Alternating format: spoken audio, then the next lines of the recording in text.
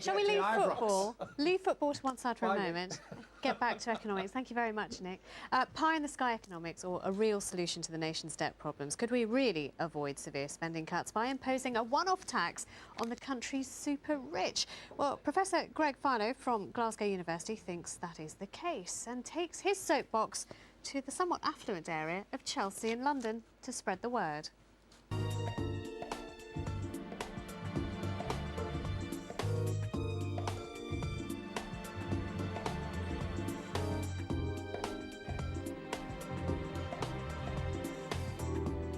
There's two things you need to know about the British economy. The first is that governments have borrowed money, and there's an £800 billion national debt. But the second is that Britain became very rich. There's a lot of private wealth, and the bulk of that is with the top 10%. Remember the bonuses? Well, a lot of those went on houses like these. So the richest 6 million people have got £4,000 billion in private wealth. That's £4 million per household. It's mostly in property, pensions, jewellery, antiques, things like that. Now, just 1/5 of that would pay off the whole national debt. So what I propose is a one-off tax on the wealthiest. And the beauty of the plan is they don't have to pay the tax straight away. They can pay it when they die, and in the meantime, just pay the interest on what they owe. As long as it goes off the government books, then there's no need for the cuts in education, policing, and all the rest of it. The unemployment goes down, and the economy keeps growing. And this scheme would be really popular. We tested it with a YouGov poll, and 74% of the population wanted it. Only 10% were against, and the rich were slightly more in favour than the poor. So let's do it.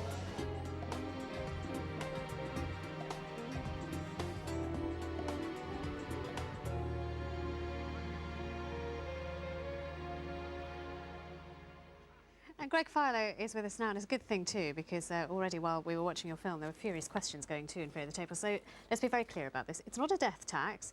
It is a one-off tax that you can pay after you die or when you're alive.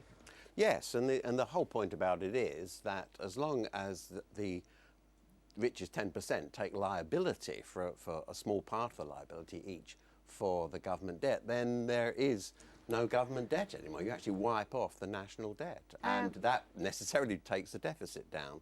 So there's a hugely powerful moral case for this. That's why I think we got 74% of the population wanting it. Yeah, I mean, you seem like a nice chap, but isn't this really cloud cuckoo? I mean, you're talking about the sector of society that is the best... Thanks so much. I'm a professor at Glasgow University. I think the cloud cuckoo land, excuse me saying, is coming from you lot, from the politicians. Tell me actually but not Professor of Economics. You actually... I do a lot of work on economics, the Economic and Social Research Council.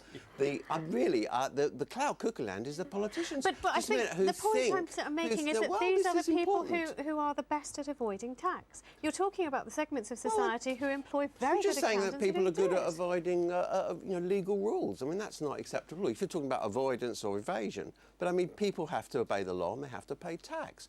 I don't think it's acceptable that the current crisis is being paid for by the people who can least pay, and nor do the bulk of the population. It really is the politicians who are in cloud cuckoo land. OK, I mean, you're talking about... It's quite interesting to know who these 6 million are, though. I mean, you're making it sound as if they are the super rich prawn cocktail-eating Old Trafford crowd that Nick hangs out with normally. But, I mean, are you talking about people, say, with houses that might be worth £700,000? No. I mean, the cut... We did this very carefully with government statisticians. We didn't sort of make it up on the bus. I mean, we went through this very, very carefully with senior civil servants and statisticians and economists.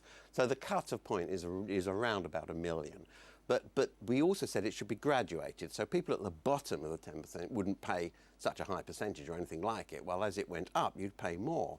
But what bothers me in all of this is not the obvious, sensible nature of this plan, but the fact it's not being debated. That all we're being offered in programme after programme is, what kind of cuts do you want? You know, do you want this kind of cut? Do you want that kind of cut? BBC had a website saying, pick your cut. You know, this is propaganda. Let's debate it now. But Grant Shapps is listening to all this. It is simple, and sometimes the most beautiful solutions are very simple. Live on TV, would you like to embrace this idea? It was simple. It was sparking a lot of questions from us during the film, just to try to clarify. We need to look at it in more detail. All ideas welcome. I think there is an issue, though, here, Greg, which I think would be somewhat hidden by your plan, which is that the key thing now is to actually get control of public spending and not just find another way of raising taxes somewhere else, but actually to deal with the reason why we're overspending as a nation, as a proportion of, you know, what we produce as a nation.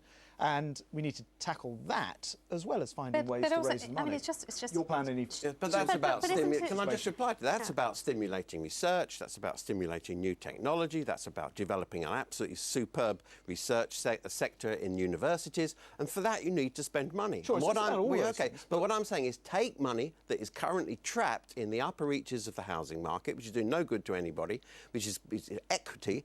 Move a portion of that back into the development of the economy through this new tax. That sounds suspiciously like a death tax. I know you were saying, whilst we were watching the film, it wasn't one, but it doesn't remove the key point that what you need to do first is cut the inefficiency out of the economy, the waste. What inefficiency? I mean, I think if you get a if you get a really good research sector, I'm not saying we should have waste. Obviously, everybody wants to cut waste, everybody wants to cut inefficiency, but we need to put money into research, let me bring new Yvette technology, Cooper green listening to this technology. in between. I mean, this is something actually that you would love to do if you were given free rein. It sounds right up your street, doesn't it? Tax the rich.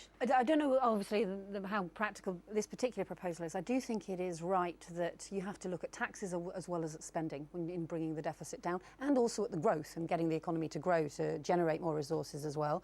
I also think that taxes have got to be progressive, which is why I think we were right to bring in the new top rate of tax. And there have been, you know, other proposals being put forward. I think David Miliband has talked about different forms of a mansion tax or wealth tax. I can't remember the details of that. And obviously Ed Balls has talked about being able to apply the top rate of tax at a slightly lower level. There are different kinds of ways in which you can do this. I think the principle is you should look at tax as well as at spending, and not just have this obsession that the government seems to have with shrinking the state to the tiniest possible size you can possibly get away with. That is what really, I'm agreeing with that. This is traditional Conservative politics under a kind of smoke screen of what we need to do is to cut the state. But leaving that aside, the crucial point is that nobody is discussing how much wealth there is in the country. In a society that has £9 trillion of private wealth, we're worrying about a debt of 800 billion. Let Grant Shapps come back on that. Well, the debt is going to be about 1.4 trillion, by the way, so it's actually not an insubstantial amount. It's actually pretty large. If you pay it off. Secondly, we think that higher taxes, unfortunately, are a part of this. It's not, as you're caricaturing, nothing to do with raising taxes, but we think it should be about 80% to do with cutting budgets and 20% of raising taxes to make this work. Your argument is, actually, let's not bother to cut budgets. Let's not take the inefficiency out of the system. Instead, let's just raise 100%. Budgets, you'll increase unemployment, as everybody says. Everybody knows you'll increase. Then you'll have to pay all the welfare. Wait a second. I just don't accept that's right. I mean, if you look at our own, if you look at the way that governments run, and I look at my own department, we have Parisian sofas purchased by previous ministers in our department at the cost of tens and hundreds of thousands of pounds. That kind of waste we need to get rid of. The Independent Office of Budget Responsibility said that the consequence of the budget measures that were introduced would be to have 100,000 fewer jobs in the economy, 100,000 more people on unemployment. I wish to get the last word from the Professor. That's not what they said. They said cuts in public private sector as well as I mean, the question is this. I mean, it's an interesting psychological thing, but when you talk to people, even if they're not even in that wealth bracket, about an inheritance tax or a tax that they may be able to pay after death, even if they're not in that wealth tax, they inherently don't like it. They don't like the sound of it. I mean, things like a mansion tax, they don't like the noise of it. Why would 74% vote for it? Only 10% were against. We explained it very carefully in the YouGov poll. What I would say, all of this is on the Glasgow Media Group website. People can go and see all the questions we asked, all the figures. If you go to the Glasgow Media Group website, they can read it all. And next time people see a debate like this where they say there's no alternative, go there, phone up the BBC and say, yes, there's an alternative. Look, it's all on the website here. This is what the population want. Let's go for that. Thank you very much for coming in. Very sparky debate, Professor Philo.